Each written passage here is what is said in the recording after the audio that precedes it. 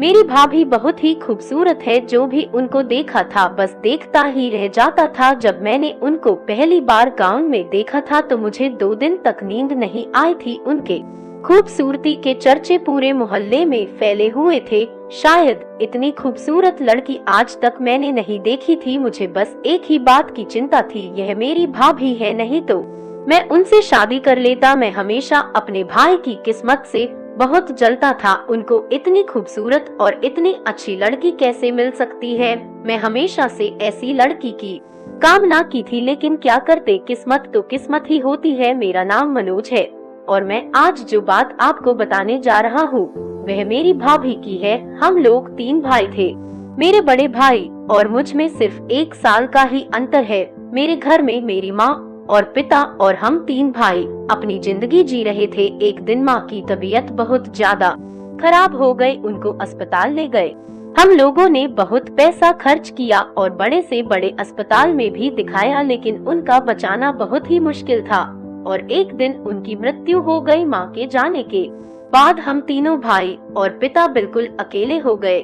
हमारे घर में खाना पकाने वाला भी कोई नहीं था। अब इस घर में सिर्फ आदमी लोग ही बचे थे, कोई औरत नहीं थी। मेरे पापा ने मेरे बड़े भाई से कहा कि अब तुम जल्दी से शादी कर लो, एक बहू आ जाएगी तो हम लोगों को खाना मिल जाया करेगा। मेरे भाई ने कहा ठीक है, जैसा आप लोगों की मर्जी। पापा ने मेरी और भैया की शादी एक साथ करने की सलाह दी थी, लेकिन मैंने उनसे मना कर दिया कि पहले आप भाई की शादी कर दीजिए, मैं सरकारी नौकरी की तैयारी कर रहा हूँ, थोड़े दिन बाद शादी करूँगा। तो पापा मान गए और भैया के लिए लड़की ढूंढने लगे। मैं अपना सरकारी नौकरी में ध्यान देने लगा और फॉर्म भरने लगा और सरकारी नौकरी की तैयारी करने के लिए दूसरे शहर चला गया कोचिंग करने। अब तो घर में और भी दिक्कत होने लगी थी खाने पीने की। मैं होता था तो खाना बना दिया करता था। इसी बीच पापा ने एक अच्छी सी लड़की देखकर भाई की तुरंत ही जल्दबाजी में शादी कर दिया। मैं अपनी कोचिंग खत्म करके और एग्जाम देकर जब वापस घर लौटा तो देखा भैया की शादी हो चुकी थी। मैं यह सब देखकर बहुत खुश हो गया कि चलो अब कोई तो आ गया जो हमारी माँ की कमी को पूरा करेगा।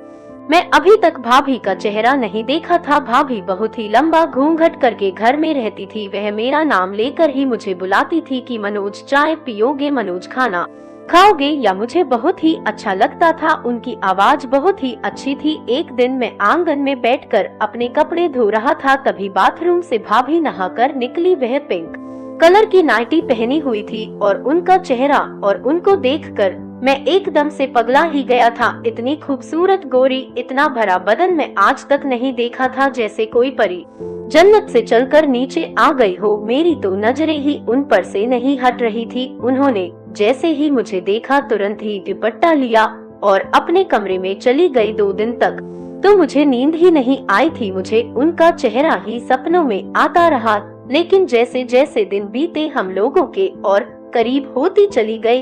अब तो भाभी हम लोगों से खुलकर बात भी करती थी। मैं भी उनके कमरे में जाकर उनसे ढेर सारी बातें करता था और उनसे खूब सारा मजाक करता था। वह मेरे बहुत ही करीब और मेरी बहुत ही अच्छी दोस्त बन गई थी, जिसे मैं हर तरह की बातें किया करता था। मेरा भाभी के इतने करीब आना शायद भैया को अच्छा नहीं लग रहा था, लेकिन वह कुछ नहीं बोलते थे और चुप ही रहते थे। लेकिन मुझे क्या करना, मैंने कभी भी कुछ गलत नहीं किया था, तो मुझे काहे का डर था। मैं तो हमेशा से ही ऐसी लड़की चाहता था। मैं हमेशा बस यही सोचता था, काश मैं अपने भाई की जगह होता और मुझे ऐसी लड़की मिल जाती है जो इतनी पढ़ी लिखी, इतनी स्मार्ट, गोरी और इतनी मेहनती है, जो दिन भर काम करती रहती है और कभी भी शिकायत नहीं करती है। मैं अपनी भाभी की हर बात को मानता था। वह मुझसे जो भी कहती थी मैं वह काम कर दिया करता था। मैं खाना पकाने में भी उनका साथ देता था। एक दिन भाभी ने मुझसे कहा कि तुम्हारे भैया तो बहुत बिजी रहते हैं, घर का बहुत सारा सामान लाना है, चलो आज तुम ही मेरे साथ, मुझे सामान लाना है, घर का सामान भी ले लेंगे और थोड़ा शहर भी घूम लेंगे। मैंने कहा ठीक है, आज मैं आपको अपना पूरा शहर घुमाऊंगा और उनको अपनी गाड़ी पर बैठकर पूरा शहर घुमाया और उनके साथ घूमकर मुझे भी बहुत अच्छा लगा, क्योंकि मैं जहाँ से भी अपनी गाड़ी लेकर जाता था लोग मुझे नजरें फाड़ कर देखते थे कि यार इसकी लड़की को तो देखो कितनी सुंदर है। हर कोई मुझसे जलने लगता था। अपनी भाभी से ज्यादा अच्छा मुझे अब इस दुनिया में कोई भी नहीं लगता था। मुझे तो बस अपनी नौकरी के रिजल्ट का इंतजार था कि मेरी जैसे ही नौकरी लग जाएगी मैं तुरंत ही उसके बाद भाभी जैसी ही कोई लड़की से शादी कर लूंगा। मेरे भैया तो हमेशा बिजी ही रहते थे क्योंकि पापा रिटायर हो चुके थे और घर की हालत इतनी अच्छी नहीं थी, इसीलिए मेरे भैया को तुरंत जॉब करनी पड़ी। वह दिन रात मेहनत करके हम लोगों का खर्चा उठाते थे। मेरी पढ़ाई का, छोटे भाई की पढ़ाई का और पापा की दवाई का सारा खर्चा भैया के ऊपर ही था, तो वह घर में ज्यादा नहीं रुकते थे। मेरे भैया प्लास्टिक बनाने वाली फैक्ट्री में काम करते थे। वह दिन रात मेहनत करते थे, कभी भी छुट्टी नहीं लेते थे। कभी हफ्ते में 1-2 बार घर आ जाया करते थे। एक दिन मैं बैठा था, तभी डाकिया एक लेटर लेकर आया था। वह लेटर मेरा जॉइनिंग लेटर था। मुझे सरकारी नौकरी मिल गई थी। यह सुनकर बहुत ही खुश हुआ। मैं तुरंत ही भाभी के कमरे में गया और उनको अपनी गोद में उठाकर नाचने लगा और कहा, भाभी मेरा सिलेक्शन हो गया। वह भी बहुत खुश हुआ और मुझे गले से लगा लिया। हम लोग बहुत ही खुश थे। अब मेरा जो सपना था आज वह पूरा हो गया था। मुझे सरकारी नौकरी मिल गई थी। भाभी ने मुझसे कहा, तुम्हारी नौकरी लग गई है, आज तो पार्टी होनी चाहिए। तो मैंने कहा ठीक है।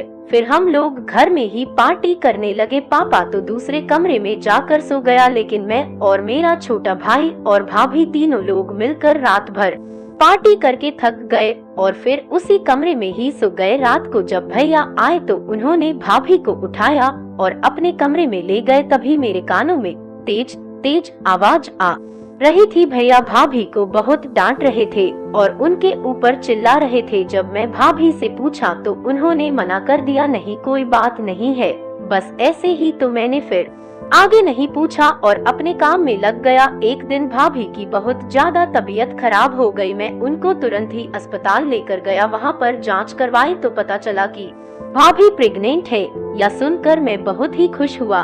यह बात मैंने पापा और भैया को भी बताई। वह लोग भी बहुत खुश हो गए। अब मैंने भाभी से कह दिया कि अब आप ज्यादा काम मत किया करो, आप बोलोगी काम वह मैं कर दिया करूँगा। तभी भाभी बोली कि देवर जी अब आप भी जल्दी से शादी कर लो तो मेरा काम हल्का हो जाएगा। मैंने कहा हाँ ठीक है, जैसा आप कहें। यह बात हम लोगों के लिए बहुत ही बड़ी थी कि अब इस घर में कोई बच्चा आने वाला था। एक दिन भैया रात को घर आए और आते ही भाभी के ऊपर बहुत चिल्ला रहे थे और भाभी को लेकर मेरे कमरे की तरफ आए और उनको मेरे ऊपर धकेल कर बोले, आज के बाद कभी भी मेरे पास मत आना, तुम मनोज से ही शादी कर लो और इसी के साथ रहो, क्योंकि यह बच्चा मेरा नहीं है। क्योंकि दिन भर तुम बस इसी के साथ रहती हो और इसी के साथ घूमती हो और रात को भी तुम इसी के कमरे में सोती हो। आज से तुम्हारा मेरा रिश्ता खत्म। यह सुनकर तो मेरे होश ही उड़ गए कि भैया यह क्या बोल रहे हैं। इतना कहकर वह घर छोड़कर तुरंत ही चले गए। मेरी तो कुछ समझ में नहीं आ रहा था कि मैं क्या करूं। भाभी तो बस रोई जा रही थी, चुप होने का नाम नहीं ले रही थी। मैंने उनको बहुत चुप कराया लेकिन वह नहीं मानी और रोती ही रही। मैंने उनको उठाया और उनके कमरे में ले जाकर बिस्तर पर लेटा दिया और खुद भी जाकर सो गया। मैं कल भैया से सुबह बात करूंगा। सुबह जब मैं भैया के फैक्ट्री गया और वहाँ पूछा तो पता चला भैया फैक्ट्री में भी नहीं थे। मैंने बहुत इधर उधर ढूंढा लेकिन वे मुझे कहीं भी नहीं मिले। इस बात को 6 महीने हो गए थे लेकिन भैया का कहीं भी कुछ आता पता नहीं चला। घर का खर्च भैया ही चला रहे थे। भैया के जाने के बाद हम लोगों को बहुत दिक्कत होने लगी थी, इसलिए मैंने तुरंत अपनी नौकरी ज्वाइन कर लिया और घर का सारा खर्च मेरे पैसों से चलने लगा। भाभी अब पहले से बदल चुकी थी। वे मुझसे अब ज्यादा बात नहीं करती थी। वे ज्यादातर समय अपने कमरे में ही रहती थी और कुछ भी नहीं बोलती थी और बस चुप ही रहती थी। एक दिन एक लड़का आता है और एक लेटर देता है। लेटर को जब हम लोगों ने पढ़ा तो हम लोगों के होश उड़ गए। यह लेटर भैया का था जिसमें लिखा था, मेरे प्यारे भाई मनोज और मेरे पिताजी, मुझे माफ कर देना। यह सब जो मैंने किया यह सब मेरी बहुत बड़ी गलती थी या मैंने जानबूझकर नहीं किया था या मेरी एक मजबूरी थी। इसीलिए मैं चाहता था कि मनोज अपनी भाभी से शादी कर ले और उस बच्चों को अपना नाम दे दे, नहीं तो उन दोनों की जिंदगी बर्बाद हो जाएगी। अब मेरे पास ज्यादा समय नहीं है, मुझे ब्लड कैंसर हो चुका है और लास्ट स्टेज है और अब मैं इस दुनिया से जा रहा हूँ। और जाते जाते मैं अपना परिवार को खुश देखना चाहता हूँ।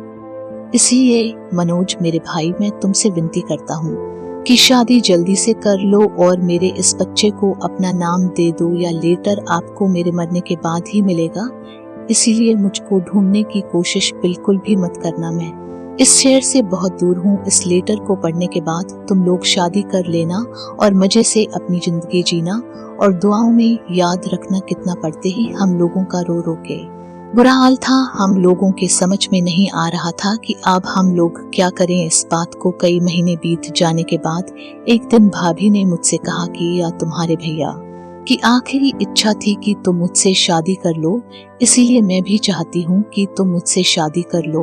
और एक दिन मैंने अपनी ही भाभी से शादी कर लिया। हम लोगों का एक बेटा हुआ। अब हम लोग पहले जैसे ही अपनी जिंदगी खुशी के साथ जी रहे थे, लेकिन आज भी जब पुराने पल याद आते हैं तो आंखें भर आती हैं। लेकिन क्या कर सकते थे, जो किस्मत थी वही हुआ। कोई अपनी किस्मत को बदल नहीं सकता, जो लिखा है वही होकर रहेगा। दोस्तों, मैं रानी अब आपसे विदा लेती हूँ। एक नई कहानी के साथ मैं आपसे फिर मिलना जरूर आऊंगी। चैनल को लाइक, शेयर और सब्सक्राइब जरूर कर देना। धन्यवाद।